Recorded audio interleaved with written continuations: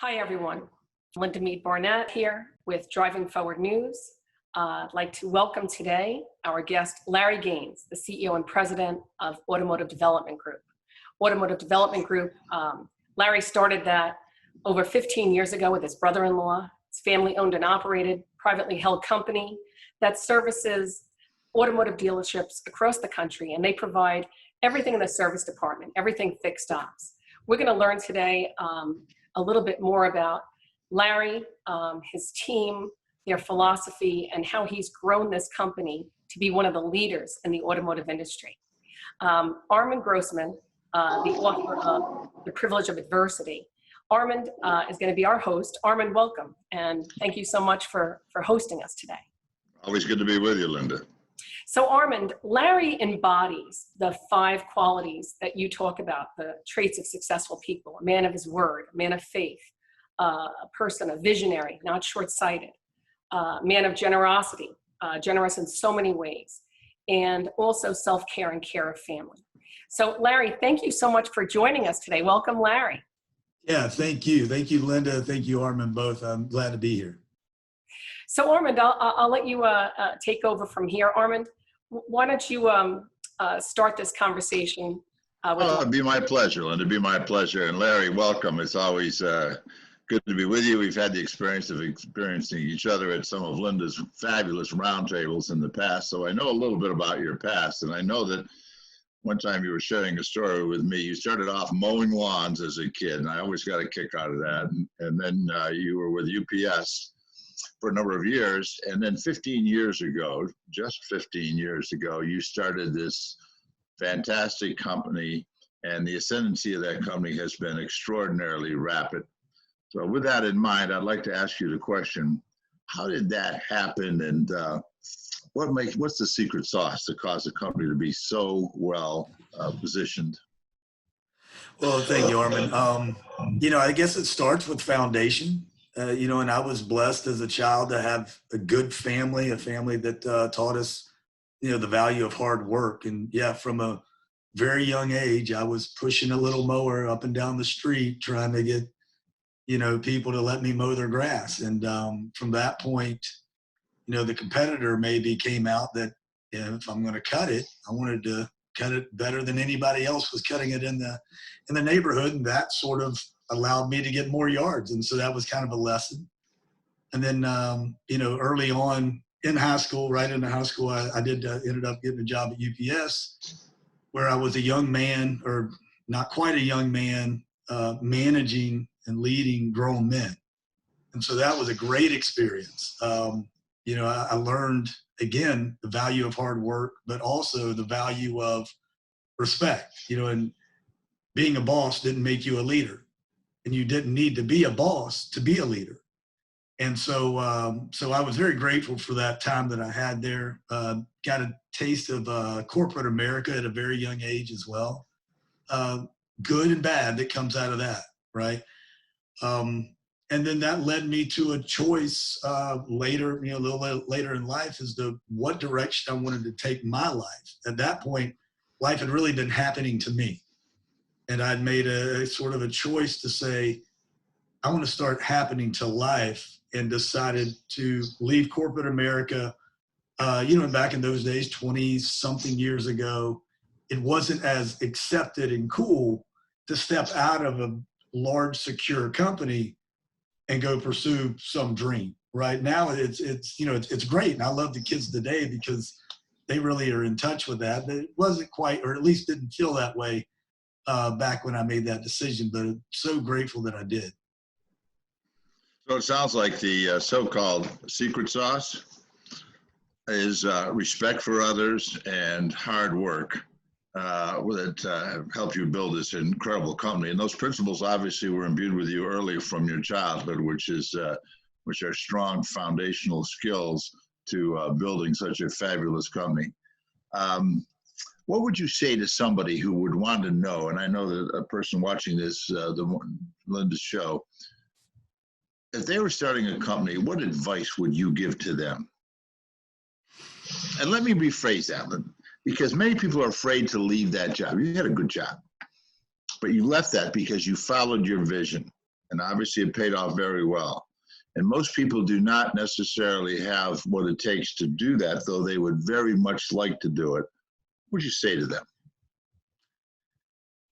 Set your sail and take your aim. I think so much of life is letting life, again, sort of happen to us and making the most of it. I was really good at making the most of what life dished out to me. And at some point, I decided to start living on purpose. You know, when you live on purpose, you start asking yourselves questions. What is winning, right? What really brings me joy, not just happiness. There's a big difference there. You know, when you start asking yourself those questions, you start to think about, you know, one of a great way to do it is to fast forward your life and reflect back on a life that's been lived. What do you really want to be remembered for? And then you start putting things in place in your life now that set that sail to reach that particular destination, and start really counting the cost. You know, vision is kicked around a lot, and that's another thing that, you know, is sort of, you know, it's talked about in the business circles, but what does that even really mean? You know, and having a vision for your life, you can't have a vision for your life and for your career unless you really understand your vision for yourself. You know, some of the stories the tragedies we read about are people that had a great vision for their business, but never stopped to have a vision for their life. And they end up spending their entire life accomplishing a vision for their business, regretting the life they didn't live. And I don't want to make that mistake. Larry, that's so well said. And you said a vision for your life, and then the business seemed to follow in place. You also used a term a few moments ago, it was a matter of choice. And it's often been said that success is a matter of choice in life. You choose, you make that choice to be successful. And obviously, you say it so well by putting the emphasis on that and the fact that what you want to be remembered for. Let me ask you this. What does Larry Gaines want to be remembered for? I want to be a person that passionately pursues my God-given potential while inspiring others to discover their own. So, you know, there is no destination for me. I don't want to grow the business to a particular size. I don't want to make a particular amount of money. I want to live a life that at the end of it, whenever that God chooses to come get me, I feel like I've fought a good fight. I've ran a good race. And so that means ultimately, you know, the most selfish thing I can do is to be unselfish, right? Nothing rewards you more than living for something bigger than yourself. And so I think that's extremely important within a company to build those values as well, so that the team members feel like they are an absolute part and a reason for the success of the company. So yeah, I think that's an ultimate key. You employed generosity, which is the third trait of successful people that I write about in my book. And it's really, it reveals much about the character of the individual. It's not necessarily the largesse of making huge donations, which is wonderful, but it's also the simple little things, such as simply holding the door for the person behind you and saying thank you. And those small things reveal the character very much of the individual. But you said something a moment ago that was very profound, and it was you identify yourself. You're pursuing yourself. And I've often said, never let anybody else identify you. Identify yourself and come to terms with your own self-identity, because what defines your happiness isn't necessarily what defines somebody else's happiness. Want to expand a little bit on that, Larry? You're very good at this. Well, I think that is the secret sauce, right? You can't take someone else's recipe.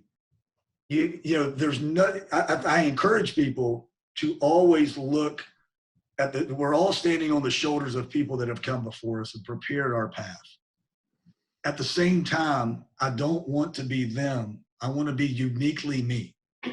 And I think a lot of frustrations with professionals and people in general, again, is that they haven't found their true self. And maybe we never find it. It's a continual journey.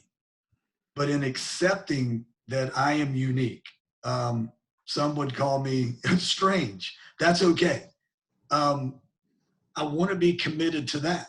I want to be committed to that in a way that seems very genuine, very sincere, but again, also on purpose. I believe that, part of love is not just the hugs and the kisses, but it's discipline.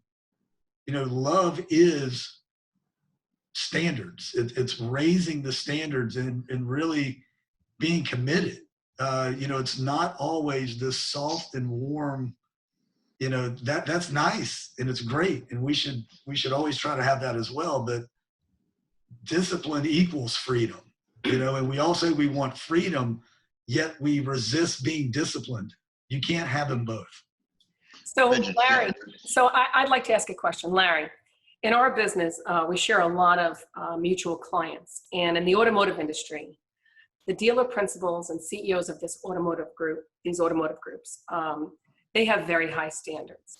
We've met the most amazing people, businessmen, dedicated to their employees, their families, their customers. How have you applied those principles to your business, and what made you a leader in the fixed ops space nationally in the automotive industry? Can you tell us a little bit about that? Yeah, it's a good question. Armand said something earlier about choices.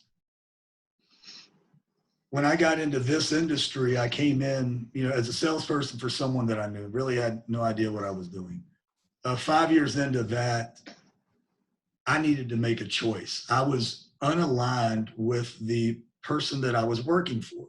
Didn't make him a bad person, just meant that we were unaligned.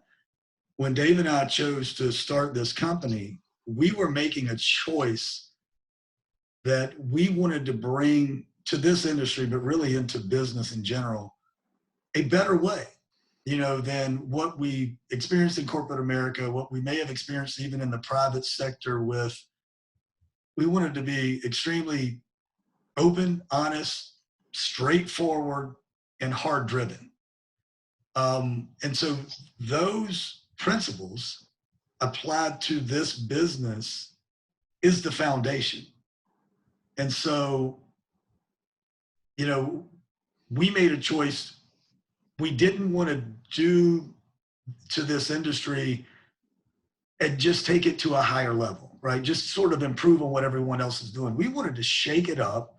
We wanted to challenge the status quo, and we started doing things very differently. And, and I can tell you, once you start having some notoriety and some success, people think you're smart. But when you start out doing this, that's not the things they say. They say other things that's not very complimentary of what you're doing. So you have to believe, you have to have that belief in what you're doing and why you're doing it. You have to understand that why. We entered in and saying, there's different segments of this business and it's all pieced together. We wanted to be a consultant for a dealer's image, not just the OE's image that are driven, but that dealer, what is your vision for your business, right? What is the image of your brand?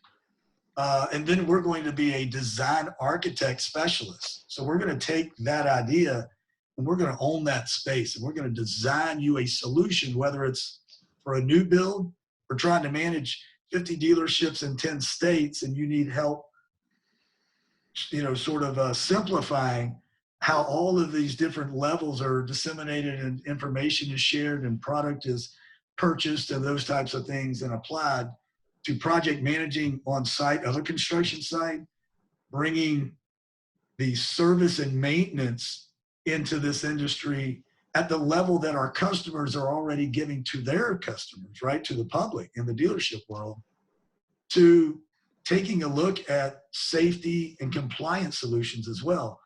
So, but all those are choices. Those things do not happen by chance. They do not happen without vision, and they definitely do not happen without a vision, talented people surrounding you, right? And everyone sort of believing in the direction and the aim that we have. So, it's an idea that is really brought to life by having great people on your team. You mentioned, Larry, a moment ago, you mentioned purpose, and purpose grows out of vision. And a few years ago, a book that just captured the American reader, with over 26 million books sold, was The Purpose-Driven Life, and in which the author strictly advances the idea that purpose, but it's also self-identified, and what's good for one person isn't necessarily the others. And that self-identity, which you have done in your business, and the principles that you have advanced that are so valuable to your customers. What's the future of fixed ops in service in American automobiles? Are things going to change in the future? That's the only thing we really know, is that they will change, and they're going to change fast. Just a week ago, we had a conversation with Linda, with one of our OEs, talking about what does the future of fixed ops look like. You've got the electrification coming, but also the way that transportation in general is going to change how we interact with the dealers. Now with COVID and digital retail really taking a big position in the way that business is done. There was a movement to urban areas. Is that still going to stay the same now with COVID and the way that people may want to get a little more distance between us? Maybe not, depending on vaccines. But what we know is that it is going to change, and it's changing fast. The acceleration of that change is our biggest challenge, right? And that's where what is your vision, right? Our vision is not to be the greatest widget provider in the world, right? Our vision is to bring value to our dealer network. And how do we do that? We've got to stay the pace. In some opportunities, try to maybe be the pace setter in these changes. So you can't fall in love with your method. You have to be in love with your vision. You have to be in love with the journey, not the destination. And I think there is a huge risk of complacency when you find success, to want to stay where you're at and protect things, which is the exact opposite of why you probably found yourself in a successful position to begin with. So, you have to constantly be challenging that status quo. You have to constantly be trying to look ahead for what's coming and be ready to pivot and move and be agile with your business. I think what you're underscoring the idea that continuous and never-ending improvement pinning of successful businesses. It's applying the lean principles, right? The lean principles that have been there forever.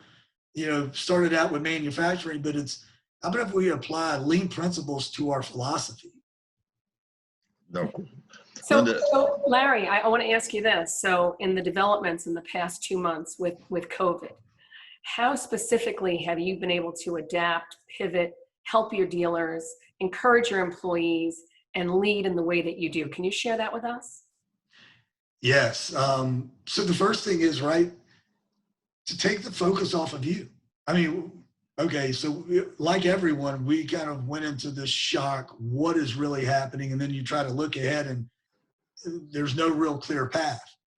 So we really tightened down on our finances, right? We locked down expenses, eliminated. We found a lot of waste when we started looking, right? But then you shift your focus off of you and to your customers, to your clients, and to your partners. And you just start having some deliberate, sincere conversations about how are you doing? Let us share how we're feeling. And from that, if you're really intentional, that will lead you to your next path. And it did for us. We want to help dealers get back to business. We want to get back to business. How do we do that? It's by helping the dealers get back to business. It's by helping our partners, our vendors, have the insight to make their best decisions. Right now, we're all on the same team. You know, even our competitors, we're all on the same team right now. So it's looking out and really asking questions and then saying, in what way can we contribute to help us all get back to business better? Not just faster, better. Let's do it, you know, better along with faster. And so we've done that. And we found a couple of products with the sanitation, antimicrobial that's attacking, you know, the viruses and things like that, to some of the safety lettering and, you know, signage that you can put in your dealership. And then, you know, these face shields and sneeze guards are called. You know, there's things like that. It's a small thing we can do to contribute to an overall, you know, issue that we need to solve. Linda? Well, the other thing I wanted to ask Larry is one of the things that I heard from your group. Number one, it's my understanding that you kept on all your employees. You didn't furlough anyone, that you're financially sound, you saw the vision, and that you provide, I saw a few of them, but like a leadership message to your team every week to give them encouragement and help them progress. Can you tell us a little bit about that? Yeah, so, I mean, and first, because I got to be careful of saying, yes, we've kept everybody on, you know, everybody's pay is, you know, we haven't done anything. We've kept everybody on and it's kind of business as usual in that respect. But we've also been blessed, right? The construction sites, which is a large part of our project, our overall revenue, has been deemed as essential. Our customers that we are serving are essential. So that's a blessing, right? There are other businesses, and it could have just as easily happened to us. We wouldn't have been essential, and we wouldn't have had the business to continue to do. So extremely thankful for that. But within that, continuous improvement. I need to be a living example for my company in that. And what I found was there was some real improvement in my communication to the company that I could do. And one of them was by just recording a short 3 or 4 minute video weekly to get the team involved, let them know, you know, the only thing worse than bad news is no news. And I didn't want them sitting there wondering and thinking about what was going on. So we started it with an overall company call where we just said, hey, here's what we know. And what we don't know is a lot more than what we actually do know at this point. We're all, I understand that, you know, some of you are scared. None of us are sure of where we're headed, but here's where we're at. We're going to communicate with you every step of the way, the good, the bad, and the ugly. And together we're going to get through this. And so it was an opportunity for me, right, to be a better communicator, to create another level of transparency within the company with all of our team members. And it's something that I want to continue as we pull out of this, because I think it's, again, I want to be that example, and I've identified something that I can do better, and I'm always grateful for those things. So Larry, I'm going to let Armand close with a final question. One of the things that I did want to touch on is your message to your group about this isn't a time for harvesting, it's a time for planting. And I thought that was so insightful. So thank you for sharing that. Armand, do you have a final question before we close for Larry? I have a comment that I'd like to make to Larry, and he may amplify it if he would, please. And that is that one of the things that I would want the viewer to come away with is that some of the principles that Larry has espoused here are such great value. And one of the things he talked about is a matter of choice. But our choices and our decisions grow out of what Larry said also as our standards and our belief system. And our standards and our belief systems decide the foundation of those choices. Could you amplify a little bit of that for us, just a little bit, an example of you, Larry, what you have done? Yeah, you know, my father taught me a long time ago, have your standards higher than anyone else's. And then, son, you'll never work for anyone. You may have bosses, we all have bosses. But if I hit my standard, I'm not worried about anyone else's standard. And so we've sort of taken that as a company philosophy. We actually we have an inspector, a quality inspector that goes to our sites and inspects and creates this report where we didn't hit our own internal standards. This is before any customer walks through. This is before any contractor is looking at what we did. Our job ultimately is to manage ourselves. We take that very seriously because we do want to live into that God-given potential. So, creating standards, making choices, making hard choices, I think is an opportunity and a blessing. And I think we all need to step into that fear and we need to take ownership. There's a book I love, Extreme Ownership. Everything is your fault. I love it. Almost everything is. It's, and the place I'm at today is because of the choices I've been making for the last 10 years, right? It's just like that instant success that's been a 30-year story. Right. We only are interested at the point that it's deemed successful. And Armand, knowing a little bit about you and all the different career paths, I mean, the book you're writing, I can't wait to read it because I think it is, if anything we can tell that young audience, it's that, right? How important your choices are, how important your commitments are, how important it is for you to make the choice in the direction of your life. Beautiful. Larry, you mentioned your father a couple of times, and parental guidance is something that stays with us all of our lives. I wrote a blog that's on my website, and I said, the older I got, the smarter my father became. And I began to realize the wisdom of my father. One of the things my mother always said to me was, choose your friends carefully. I don't like those guys you're hanging around with. And Larry, you're just a guy I love to hang with. You just rub a little of that good stuff off. And it's just always a pleasure to be with you, Larry. Linda? Well, it's just a pleasure to be with like-minded business leaders that embody the traits, Armand, that you've studied over 30 years of studying human behavior, maybe longer. And Larry, thank you so much for your leadership and your guidance. Armand, as always, it's a pleasure. Thank you both for joining me on today's edition of Driving Forward News. And until our next conversation, signing out for now. Thanks so much.